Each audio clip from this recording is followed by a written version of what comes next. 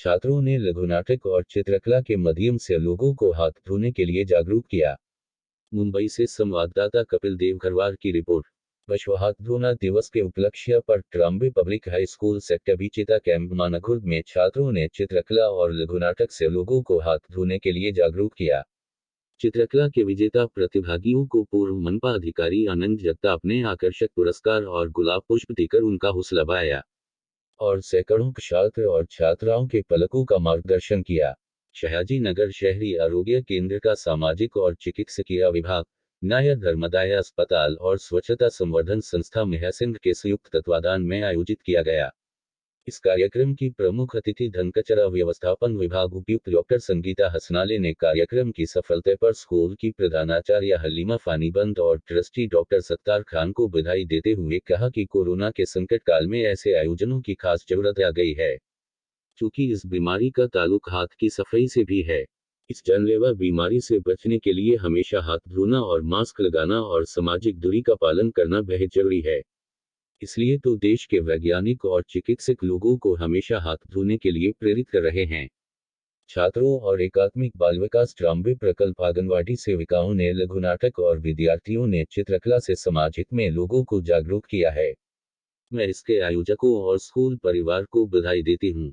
Doctor Janardan बंडी प्राध्यापक नायर अस्पताल प्रधानाध्यापिका Halima फानीबंद doctor Sattar Khan, Abul Hasan ने भी अपने विचार रखा। नितिन बागवानी, मीना कांबले अध्यक्ष स्वच्छता संवर्धन संस्था महासंघ, सतीश कांबले सचिव के अलावा स्कूल के सभी अध्यापक भी उपस्थित थे।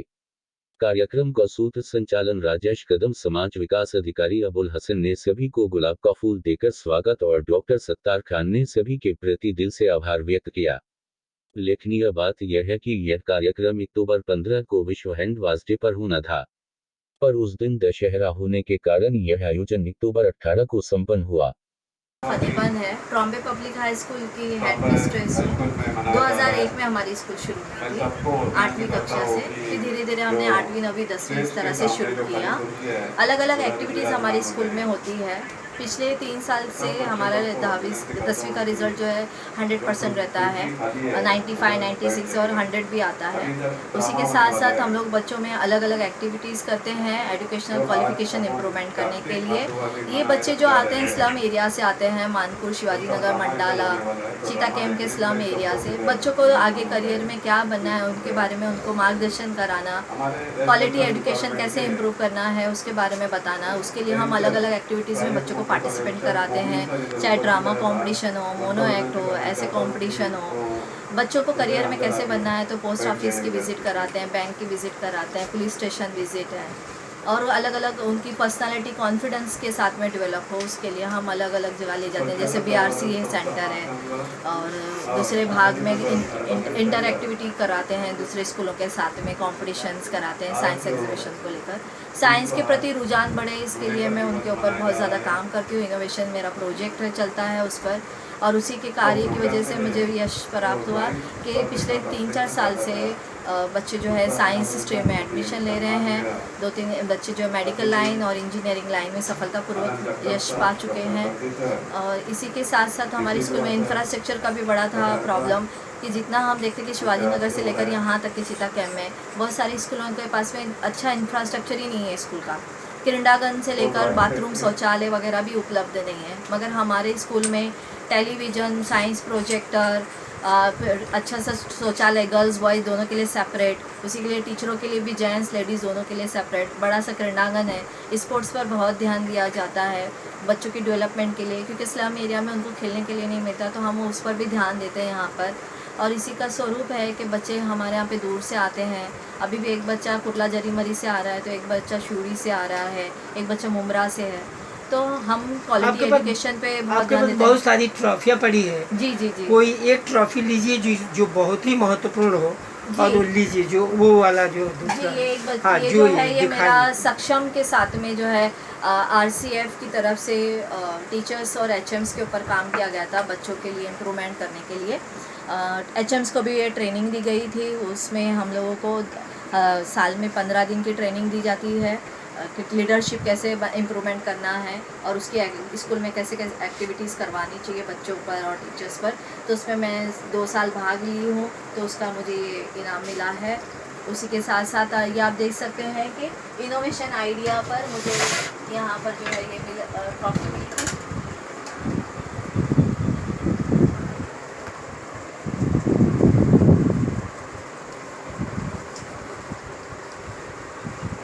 तो ये आप देख सकते हैं कि 2000 एडलीड इंटरनेशनल कॉन्फ्रेंस में मेरी इनोवेशन आइडिया थी साइंस पर, तो ये उसकी ट्रॉफ़ी है। ऐसे अनेक ट्रॉफ़ी आप देख सकते हैं यहाँ पर बेस्ट टीचर्स के लिए या कुछ एक्टिविटी करने के लिए, और बच्चों को स्पोर्ट्स के लिए भी पार्टिसिपेट कराती है। तो मेरी एक बच्ची जो है ऑस्ट्रेलिया गई थी क्रिकेट के लिए, तो यहाँ पर उसने ये ट्रॉफ़ी उसको मिली।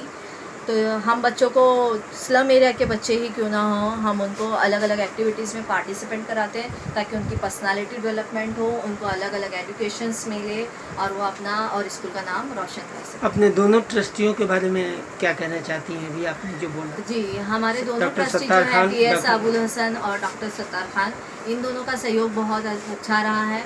जब से मैं आई हूँ इस स्कूल पर, तो हमारे सिर्फ 3-4 रूम ही हुआ करते थे, मगर जैसा कि आप देख रहे हैं कि ये स्कूल एक काफ़ी बड़ी अच्छी स्कूल में तब्दील हो गया है, बदल गया है। तो इसका श्रेय ट्रस्टियों को जाता है, क्योंकि उनकी तरफ से कभी हमें दबाव नहीं रहा है और उनका सपोर्ट हमें हर जगह से मिला है। स्कूल को बढ़ाने के लिए, क्वालिटी एजुकेशन बढ़ाना हो या इंफ्रास्ट्रक्चर डेवलपमेंट करना हो, तो अलग अलग NGO की तरफ से या पॉलिटिकली सर का तो बहुत अच्छा पॉलिटिकली सपोर्ट भी हमको मिला है।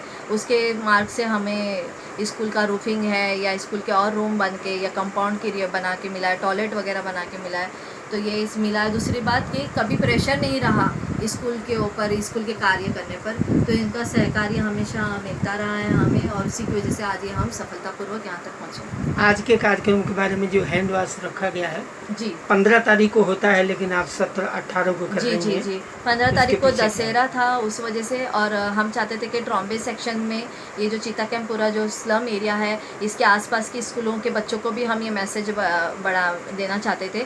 तो तकरीबन 6-7 स्कूलें हमारे यहाँ पर पार्टिसिपेंट की हैं आज के दिन में। आज हम hand wash day globally celebration कर रहे हैं, जिसमें बच्चों को हैंड वॉश पोस्टर मेकिंग का कंपटीशन हमारा उस पर रखा है, एक प्ले रखा है, ड्रामा, कॉलेज के बच्चे भी पार्टिसिपेट हो रहे हैं, बहुत सारे NGOs आए हैं, पेरेंट्स आए हैं। हम ये मैसेज देना चाहते हैं कि हैंड वॉश कितना इम्पॉर्टेंट है, क्योंकि अगर हम सफाई निस्फ़ ईमान हम इस्लाम में कहते हैं, तो अगर हम साफ़ हैं, हम स्वच्छ हैं, हमारे हाथ स्वच्छ है, तो हमारा शरीर स्वच्छ होगा और हमारा समाज स्वच्छ होगा।